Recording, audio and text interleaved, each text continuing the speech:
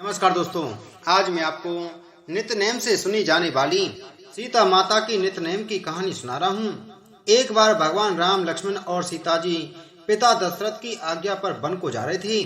तब उन्होंने रास्ते में सारे तीर्थ, गंगा, यमुना, गोमती आदि नदियों का तर्पण किया। वे सब वन में कंद मूल खाकर जीवन व्यतीत करते थे। एक दिन राम जी की आज्ञा पाकर लक्ष्मण जी कंद मूल लेकर आए और सीता माता के सामने रख दिए। सीता जी ने उनकी 4 पत्तलें लगाईं तो लक्ष्मण जी ने पूछा, ही माते, आपने ये 4 पत्तलें किस लिए लगाई हैं? सीता जी बोली, एक पत्तल राम जी की, एक पत्तल लक्ष्मण जी की, एक पत्तल गौ माता की और एक पत्तल मेरी। राम जी और लक्ष्मण जी ने अपनी अपनी पत्तलें उठा ली और एक पत्तल गौ माता के आगे रख दी। लेकिन ना तो गौ माता ने अपनी पत्तल उठाई और ना ही सीता माता जी ने अपनी पत्तल उठाई। राम जी ने सीता जी से पूछा कि आपने फलाहार क्यों नहीं किया? तब सीता जी ने कहा कि मेरा तो राम कथा कहने का नियम है, राम कथा कहने से पहले मैं फलाहार नहीं करती। तब राम जी ने कहा कि ठीक है, तुम राम कथा मुझे सुनाओ। सीता जी बोली कि आप तो हमारे पति परमेश्वर हैं, आपको राम कथा कैसे सुनाऊं? लक्ष्मण जी बोले कि माता जी, फिर तो आप मुझे राम कथा सुनाओ। सीता जी ने कहा कि नहीं, आप तो शादीशुदा देवर हैं, औरतों की बातें औरतें ही जाने। तब लक्ष्मण जी मन में विचार करने लगे कि वन में औरतें कहां से आएंगी। यह सोचकर लक्ष्मण जी ने धरती पर माया नगरी बसा दी। उस नगरी में सभी चीजें जैसे महल, मालियां, बर्तन, कपड़ा, काम करने की सभी चीजें सोने की थीं। उस नगरी का नाम सोने की नगरी रख दिया। इस सोने की नगरी में आदमी और औरत सभी को बड़ा घमंड था। कोई भी व्यक्ति गरीब नहीं था। राजा से लेकर भंगी तक सभी गर्व से पागल थे। सीता जी कुएं पर पानी भरने गईं तो उन्होंने देखा कि वहां पर पनहारिणी पानी भरने आई हैं। उनका मटका, झालर सोने की थी। सीता जी कुएं पर बैठी और औरतों से राम राम बोली, पर किसी भी औरत ने राम राम का जवाब नहीं दिया। थोड़ी देर में एक दावड़ी आई तो सीता जी ने उसे भी राम राम किया और बोली कि बहन, तुम मेरी राम कथा सुन लो। दावड़ी बोली, आपकी राम कथा मैं नहीं सुनती, मैं तो अपने घर जा रही हूँ। सीता जी बोले कि मेरे राम लक्ष्मण भूखे हैं। दावड़ी बोली, कौन से राम लक्ष्मण, मैं तो घर जा रही हूँ, मेरी माँ बुला रही है। इतना कहकर दावड़ी घर चली गई। सीता जी को गुस्सा आया। उन्होंने पूरी सोने की नगरी पीतल की कर दी। दावड़ी घर पहुंची तो उसके सारे जेवर, मटका सब पीतल का हो गया था। माँ ने पूछा कि यह सब कहाँ से खोटा करके आई है? दावड़ी ने कहा कि मुझे कुछ नहीं पता, मैं तो जो पहनकर गई थी वही पहनकर आ रही हूँ।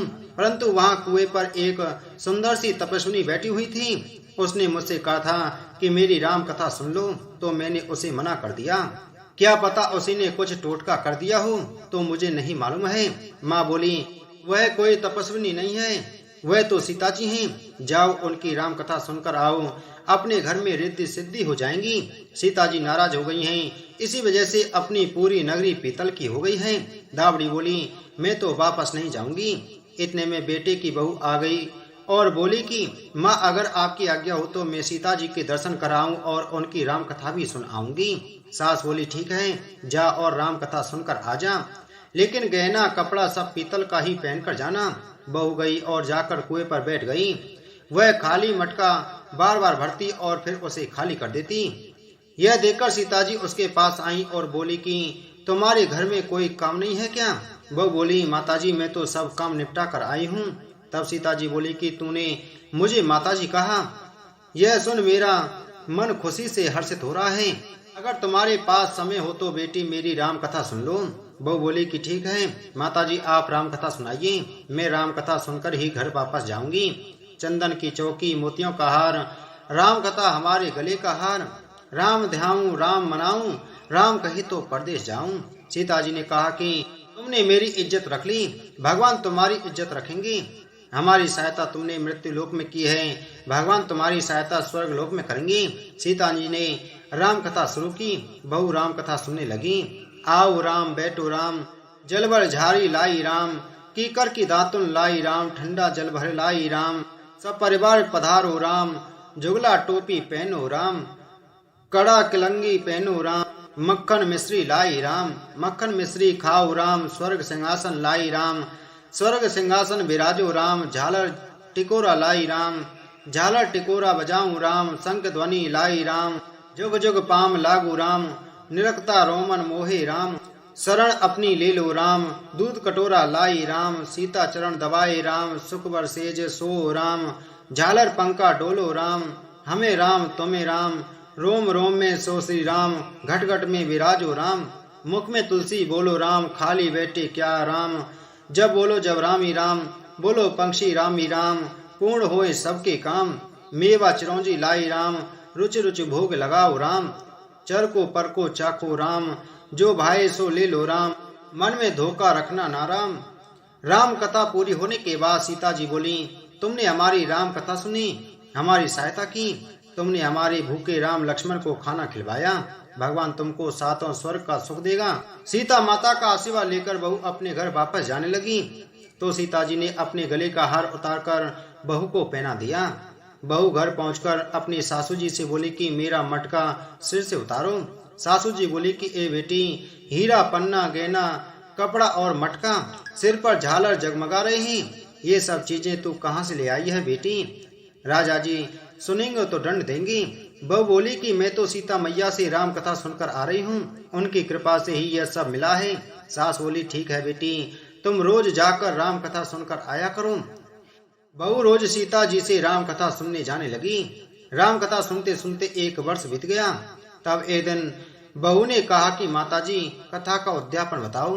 सीता माता बोली 7 लड्डू 1 नारियल लेना और फिर उसका 7 भाग करना, 1 भाग मंदिर में चढ़ाना, मंदिर बनाने का जितना फल मिलेगा, 1 भाग तालाब में चढ़ाने से तालाब खुदवाने जितना पुण्य मिलेगा, 1 भाग भागवत पर चढ़ाने से भागवत सुनने का फल मिलेगा, 1 भाग तुलसी पर चढ़ाने पर तुलसी विवाह करने जितना फल पुण्य मिलेगा, 1 भाग कुंवारी कन्या को देने से कन्यादान जितना पुण्य मिलेगा, 1 भाग ब्राह्मण को देने से ब्राह्मण को भोजन कराने जितना फल मिलेगा, 1 भाग सूर्य भगवान को चढ़ाने से 33 करोड़ देवी देवताओं को भोग लगाने जितना पुण्य फल मिलेगा।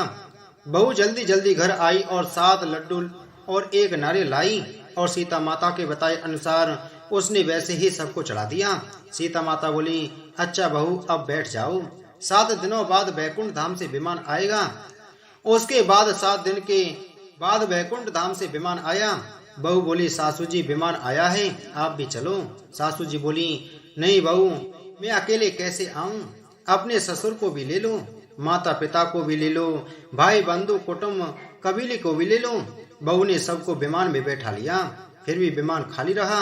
इतने में ननद आई और बोली भाभी मुझे भी विमान में बैठा लो। बहू ने सीता माता से कहा कि माताजी हमारी ननद रानी को भी विमान में बैठा लो। सीता माता ने कहा कि बहू तुम्हारी ननद घमंड से भरी हुई है, हमारा विमान कच्चे धागे से बना हुआ है, अगर यह बैठी तो यह टूट जाएगा। बहू बोली कि ननद रानी अपनी करनी आप ही भोगो, हम अपनी करनी से सीता माता के साथ जा रहे हैं। यह कहकर बहू अपने पति के साथ विमान में सवार हो गई। तभी सभी नगरवासी वहां इकट्ठे हो गए और पूछने लगे कि बहू तुमने ऐसा कौन सा धर्म किया है जो सीता माता के साथ वैकुंठ धाम जा रही हो। बहू बोली कि मैंने तो केवल माता सीता की राम कथा सुनी है और उसका उद्यापन किया है। सबके कहने पर बहू ने सबको राम कथा सुनाई। राम कथा सुनते ही पूरी नगरी सोने की हो गई। बहू ने कहा कि जो भी राम कथा सुनेगा या कहेगा उसको भी उतना ही पुण्य मिलेगा जितना मुझे मिला। सभी नगरवासियों ने राम जी की जय जयकार की। सीता माता ने सबको विमान पर बैठा लिया। विमान स्वर्ग के रास्ते चल पड़ा। स्वर्ग के 7 द्वार अपने आप खुल गए। पहले दरवाजे पर नाग देवता सामने आए। 7 द्वार पार करने के बाद विमान स्वर्ग में उतरा। 33 करोड़ देवी देवता बहू से पूछने लगे कि तुमने ऐसा कौन सा पुण्य कार्य किया है जिससे कि स्वर्ग के 7 द्वार पार करके हमारे पास आई हो। बहू बोली मैंने तो सीता माता की राम कथा सुनी, उसका उद्यापन किया। 33 करोड़ देवी देवता बोले कि हमें भी राम कथा सुनाओ। बहू ने सबको राम कथा सुनाई। बहू ने कहा राम ध्याऊं राम मनाऊं, राम कहे तो परदेश जाऊं। सभी देवी देवता सीता माता की जय जयकार करने लगे। आप भी सभी मिलकर बोलो श्री राम कथा की जय, बोलो रामचंद्र भगवान की जय, सीता माता की जय।